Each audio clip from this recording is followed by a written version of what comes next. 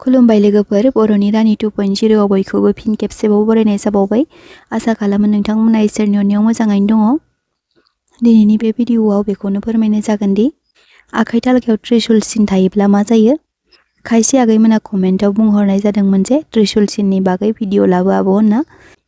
बेखायनो आं बे भिडिअखौ लाबोनाय जादों। आरो खायसे गोबां आगैमोना बुंहरबावदोंमोन जे आब' के थानायनि भिडिअ लाबो बा आब' एड थानायनि भिडिअ लाबो होनना। आंनि भिडिअ नायगिरि आगै आब' आदामोन बेफोरनि सोमोन्दै आं लासै लासै भिडिअ लाबोनो नाजागोन। नोंथांमोना गाज्रि मोननो नाङा। बेजों लोगोसे आंनि मोनसेल' खावलायनाय, बर'नि रानि 2.0 सोरबाफोर दिनैसो गोदानै फैसनबायदोंब्ला भिडिअखौ लाइक आरो चेनेलखौ साबस्क्राइब खालामबानो जाबाय। जाहाथे आं जेब्ला गोदान गोदान भिडिअ आपल'ड खालामो अब्ला नोंथांमोना थाबै नटिफिकेशनखौ मोनहैनो हायो। आरो बेजों लोगोसे नोंथांमोना भिडिअखौ जोबजासिम नायजोबलांबानो जाबाय, नङाब्ला मोनथिनाय नङा आं बबे ससेयाव मा बुंदों। बेखायनो नोंथांमोना सिरिबाङै नायलांबानो जाबाय। लोगोफोर, जोंनि आखाइ थालखायाव त्रिशुलनि सावगारिया गोबां रोखोमनि लाबखौ फोरमायथिनाय जायो। बुंनाय जायोदि आखाइ थालखायाव बबेबा रेखाया हारसिं त्रिशुलनि सिन जादोंब्ला बेखौ जोबोर मोजां होनना बुंनाय जायो। बेजों इसोर ब्रह्मा विष्णु महेश्वर मोनथाम रोखोमनि स्वभाब आरो सुखुआ साग्लोबसारो होनना मिथिनाय जायो। बेबायदि सुबुंखौ सुखुनि बिगोमा होननाबो बुंनाय जायो। गमामायै आखायाव थानाय त्रिशुल सिनआ जीवन रेखा, मस्तिष्क रेखा आरो हृदय रेखा बेबायदि लोगो नांनानै बेबायदि त्रिशुलनि सिम्बल जादोंब्ला बेबायदि सुबुङा गोग्गो सावस्रिनि आरो गोलाव आयुनि आरो गावनि जिउआव जोबोर भाग्यशालि जायो। जेब्लायबो धोन खामायनायाव साक्सेस जानो हायो। गोलाव आयुजों लोगोसे बेबायदि सुबुङा संसाराव सिबिजानाय सुबुं महरै सिनायथि होजायो।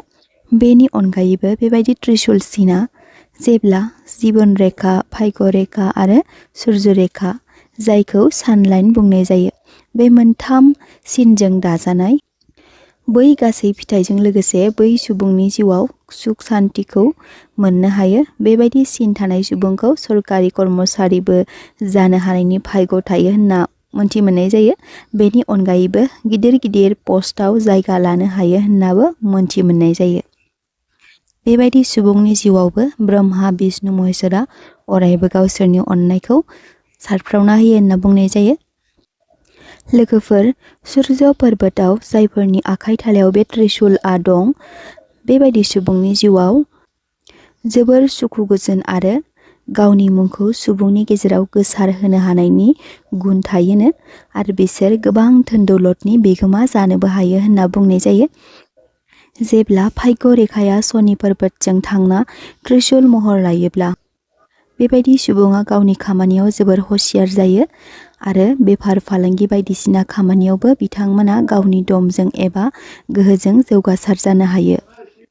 हृदय रेखानि जोबनायाव बे त्रिशुल सिनआ थायोब्ला बेबायदि सुबुङा गावनि गोनांथि आरो साननाय हनायखौ जोबोर गोथौयै मोनदांनो हानाय जायो। बेबादि सुबुङा जोबोर अनफावरि गोसोनि जायो आरो बिनि जिबना जोबोर सुखु गोजोनै बारलांनाय जायो। मोनसे मोजां भाग्यनि सिनायथिया हृदय रेखायाव थानाय बे त्रिशुल सिनानो होनना बुंनाय जायो। मस्तिष्क रेखानि जोबनायाव बेबादि त्रिशुल दंब्ला बेबादि सुबुङा जोबोर बुद्धि गोनां आरो तेज दिमागनि जायो। बिथांमोननि गासै केरियाराव गासै रोखोमनि देरहासारनायखौ बिथांमोना मोनफुंनो हानाय जायो। गावनि सिङाव थानाय बुद्धिजों बिथांमोना फरायसा सम एबा खम बैसोनि गेजेरावनो मायबा मोनसे साक्सेस मोननो हानाय जायो होनना बुंनाय जायो। बिजनेसनि बिथिङाव जोबोर हुसियार जायो आरो बिथांनि कमिउनिकेशन स्किल्सआव बिथांमोना जोबोर मोजां।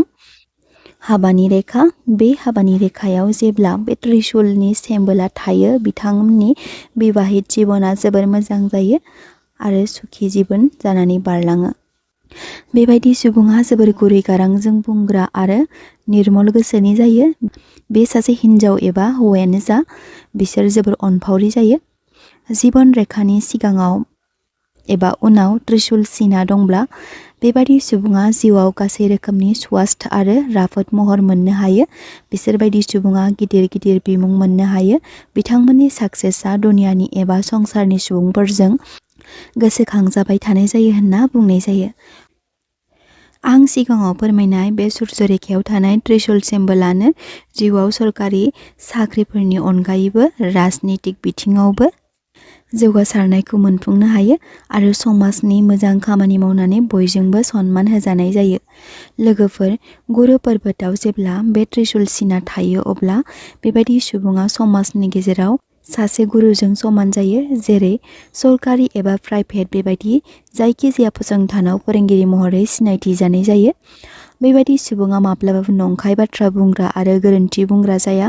बेबायदि सुबुङा संसारनि सुबुंफोरखौ एसे एनैब्लाबो सोलोंथाइ होनो हानायनि गुन थायो, जायखि बिभागनि खामानि मावा मानो।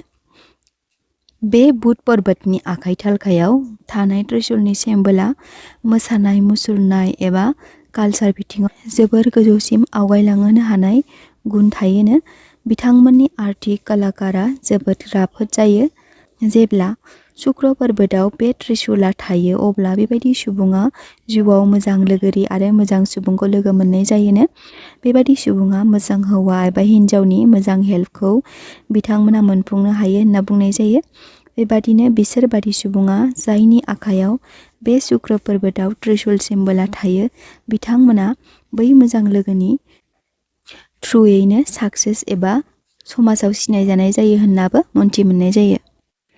बेबादि सुबुङा जोबोर मोजां गोसोनि आरो जोबोर लाक्जारि लाइफखौ मोनफुंनाय जायोनो। बेबादि सुबुंनि जिउआव धोन दौलतनि खम जानानै थायानो। जेब्ला बे मंगल पर्बतआव बेबायदि त्रिशुल महरा थागोन अब्ला बेबायदि सुबुङा गावनि जिउआव जोबोर खस्थ' खालामग्रा जायो आरो बिथांमोना जायखि बिथिङाव गोजौ मासिखौ लानो हायो। बिथांमोन बादि सुबुङा सरकारि लाभखौ जोबोर मोजाङै मोननो हानाय जायो होनना बुंनाय जायो। बेजों लोगोसे बिथांमोननि सावस्रि बिथिङाबो जोबोर शक्तिशाली आरो धोनि आरो गेदेर सुबुं होनना सिनायथि जानाय जायोनो। जेब्ला चन्द्र पर्बतआव जेब्ला बेबायदि त्रिशुल सिना थागोन अब्ला बेबायदि सुबुङा साननो गोरों जायो। बिथांमोना माबा मोनसे खामानि मावनायनि सिगां सानै हयै आगान सुरो आरो खामानिखौ मोजाङै मोजां मावफुंनो हाग्राबो जायोनो। बिथांमोनखौ महरगिरि रुपावबो नुनो मोननाय जायो होनना बुंनाय जायो। मोसानाय, मुसुरनाय, सल' खननाय बा फेस्ला दिन्थिनाय बेफोरबायदि बिथिङावबो बिथांमोना जोबोर गोजौसिम आवगायलांहोनो हायो होनना मोनथि मोननाय जायो। बिथांमोननि महर मुस्रियाबो समायना जायोनो आरो बिसोरखौ रमान्टिक स्वभाबनि माने रैरुब महरनि एक्टर एक्ट्रेस महरै सिनायथि जानाय जायो होनना बुंनाय जायो। जेब्ला राहु पर्बतआव बे त्रिशुल सिम्बोला थायो अब्ला बेबायदि सुबुङा बिमा लक्ष्मीनि अनजाथावना सुबुं होनना बुंनाय जायो। मानोना बिथांमोननि गासै बिजनेस एबा जायखिजाया बिथिङावनो बिमा लक्ष्मीया बिथांमोननो धोन सम्पतिखौ लुफावना होनाय जायोनो। जेब्ला बे केतु पर्बतआव त्रिशुल थागोन अब्ला बेबायदि सुबुङा गावनि जिउआव बेफार फालांगि खालामग्रा जायोनो। बेबायदि सुबुङा गावनि जिउआव गोबां सम्पतिनि बिगोमा जानो हायो। बिथांमोना गावनि सिनायथिखौ समाजनि सिगाङाव गोजौ लेभेलसिम लांनो हानाय जायो होनना बुंनाय जायो। लोगोफोर, नोंथांमोननि डिमान्ड हिसाबै आं नोंथांमोननि गेजेराव आखाइ थालखानि त्रिशुलनि सोमोन्दै फोरमायथिबाय। दानिया बे भिडिअखौ हाजासे शेयार खालामना होनाया नोंथांमोननि खामानि। बेजों लोगोसे लोगोफोर जाय बिथांमोना आंनि बे दिनैनि भिडिअखौ जोबजासिम नायजोबलांबाय बिथांमोननि थाखाय आंनि गोसो गोरबोनिफ्राय हाजासे अननाय आरो सिबिनायखौ बावहरनाय थाबाय।